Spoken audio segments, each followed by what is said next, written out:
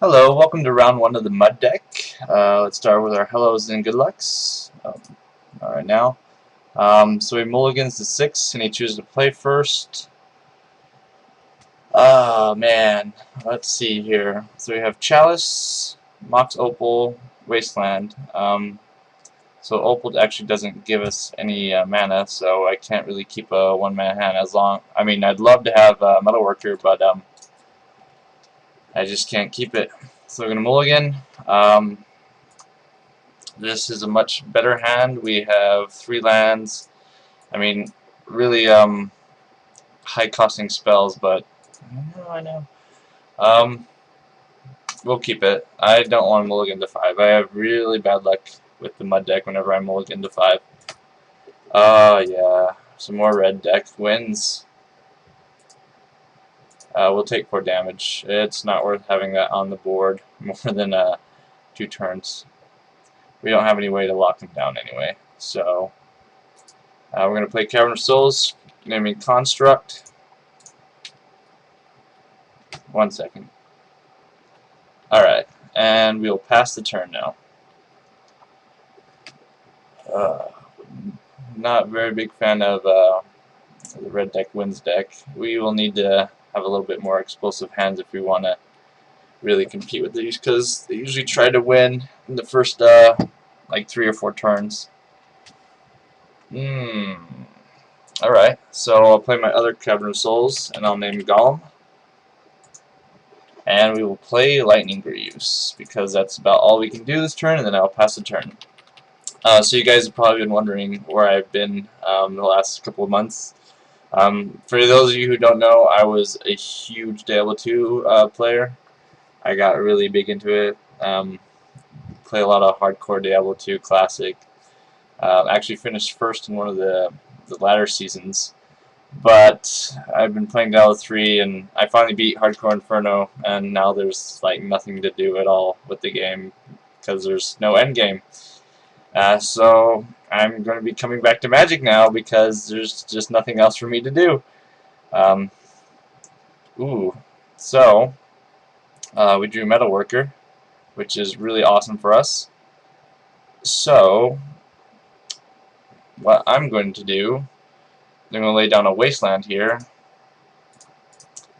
play our Metalworker, and he doesn't have 2 lands, so he doesn't have Fire Blast. We don't have to worry about that. And I'm going to attach Lightning Greaves to it, to our Metalworker, and then I am actually going to play a Wormcoil Engine. I could play the Still Hellkite, get through and kill a Lawmancer, but having lifelink is just more important at the moment.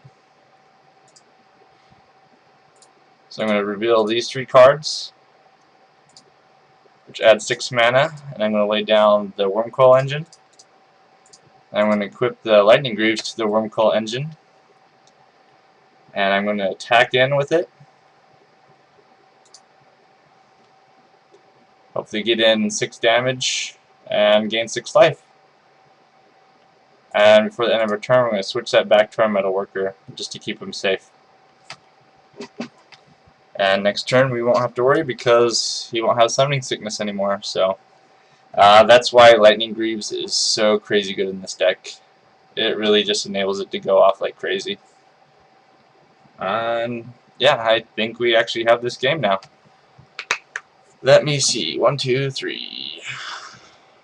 Oh, I did a misplay last turn actually. I should have tapped the Cavern of Souls and added the mana to play the Metalworker so it couldn't be countered, but it didn't matter against red deck wins. So he concedes the game.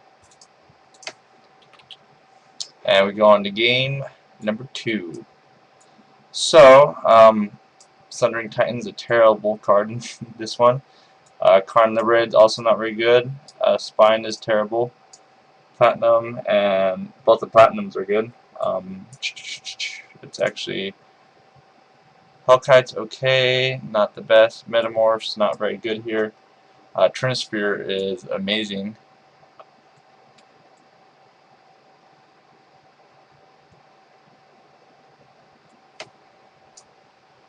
And we will add Witchbane Orb. That's awesome just because it gives us hexproof.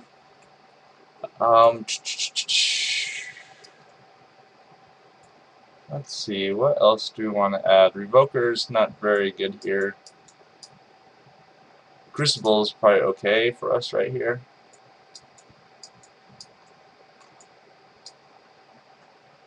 Hmm.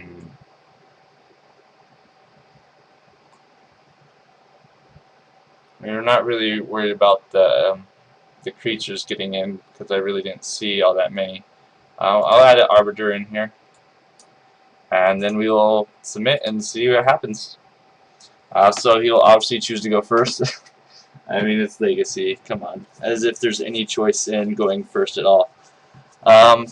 Dang, dang, this is good for us. Um, I mean, it's not like a crazy amazing hand, but we do have Chalice and 2 Grim Monoliths. I mean, Chalice just shuts down the majority of his deck, so I'm actually not going to mulligan. What I'll do, though, is I'll lead off with the Citadel, just because if we play City of Traders on our first turn, it just kind of disables. I mean, it'll just end up slowing us down even more. However,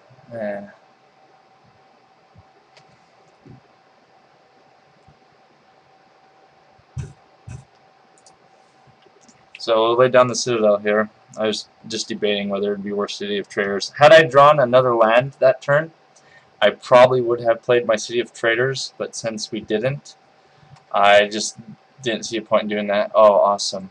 Witchbane Orb. Awesome spell for us.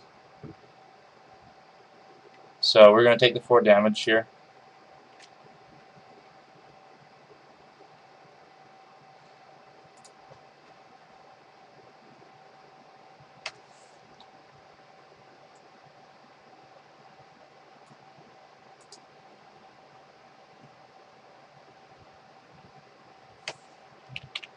Okay, so here's the dilemma here. Do we play the Witchbane Orb, or do we do the Chalice for 1 here?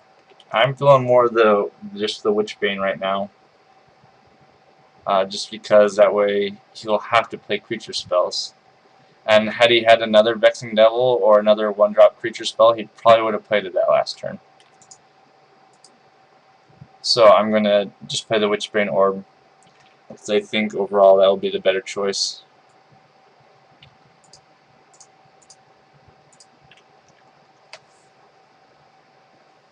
So if he did have any instance there, he probably would have played them.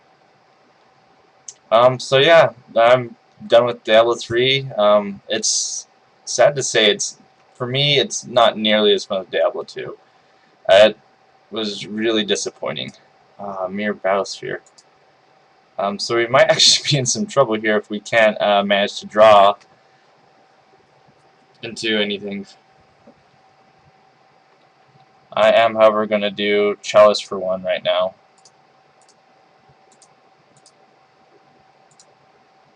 Just to keep him from laying down any creature cards.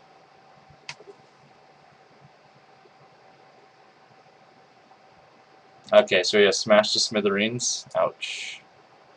No bueno. That's good to know. That is a good cyber card for the red deck wins. So gets in with the Goblin Guide, another Grim Monolith. Ugh, killing me here. So, how we know he had Smash to Smithereens? Probably would have played Lightning Greaves last turn. Just so that we could attempt to play our Worm Coils, but it doesn't look like that's going to happen. We needed more mana, so on to game 3. Let's see, so let's actually take out the Crucible World right here.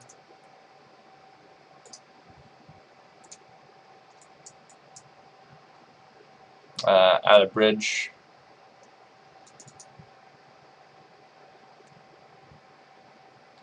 Don't want to take that Transfer. Lodestone's good.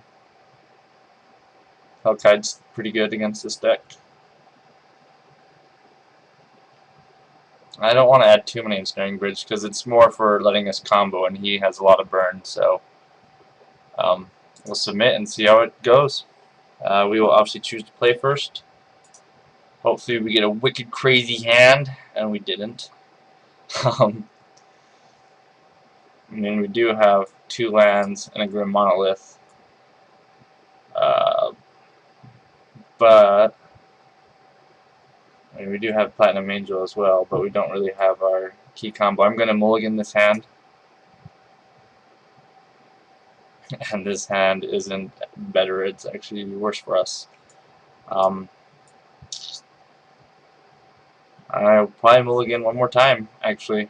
I just can't keep this hand. We have no spells we can play. Alright, so he keeps his hand. Yes, we will mulligan. It's not an amazing hand, but it's much, much better. Should I mulligan to 4? No. So, actually, we can actually do a lot with this hand. This is actually pretty dang good. This is probably one of the best 5-drops you can get. So, we'll lead off turn 1, and we'll do Chalice of the Void for 1. That way he won't be able to play any spells on his first turn. The next turn we can lay down our City of Traders and lay Chalice for 2. That way he can't play Smash to Smithereens. And then we can follow it up with the Lodestone Golem and just try to lock him out of the game. Since most of Red Deck Wins decks only run 1 mana and 2 mana spells.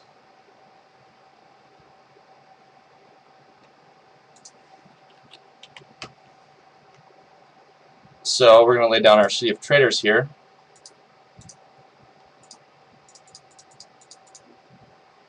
And play Chalice for 2. And pass the turn. And right now,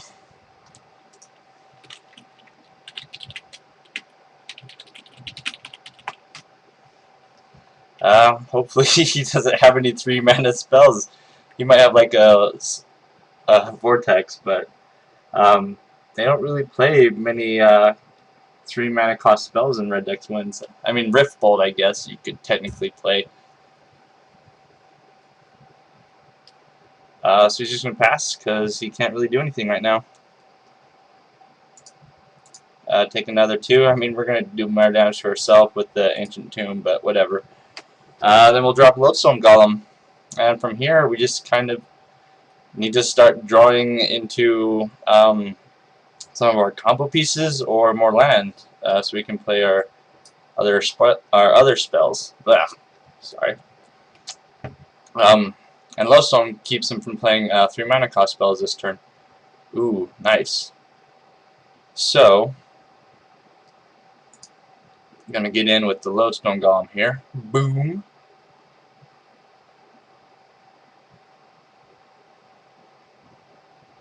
Ooh, what is he playing here?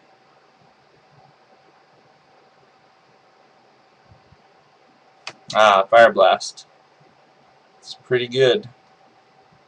However, it gets rid of a lot of his lands and puts us in a pretty good spot. So, right here, I'm going to play our next City of Traders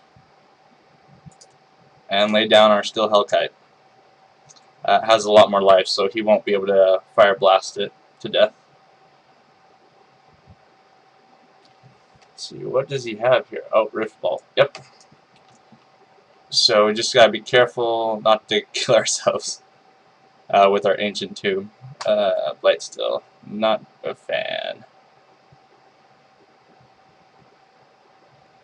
So we'll start attacking with our Steel Hellkite. Pump him up for 6. Not that we need to, but just to get some extra damage in while we can. I mean, it's not like we're going to be spending our mana on anything else, so might as well get that extra point of damages just in case. And we are at 9. Does he have another Rift Bolt? Oh. Nope. Just going to get his Grim Lavamancer countered. Lightning Greaves. Ooh, yeah. So, going to play our Greaves. Haha. Actually, we're not. Misplay on my bad. I just got too excited there.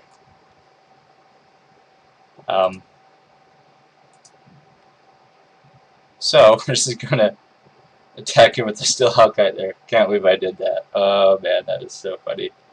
I was just so excited that he couldn't kill our Hellkite even if he wanted to, and then totally forgot that we had played Chalice for 2. So it's funny. Hopefully it doesn't matter, but I mean, I think we got this. He has 2 turns to get rid of our Hellkite or deal 9 damage to us.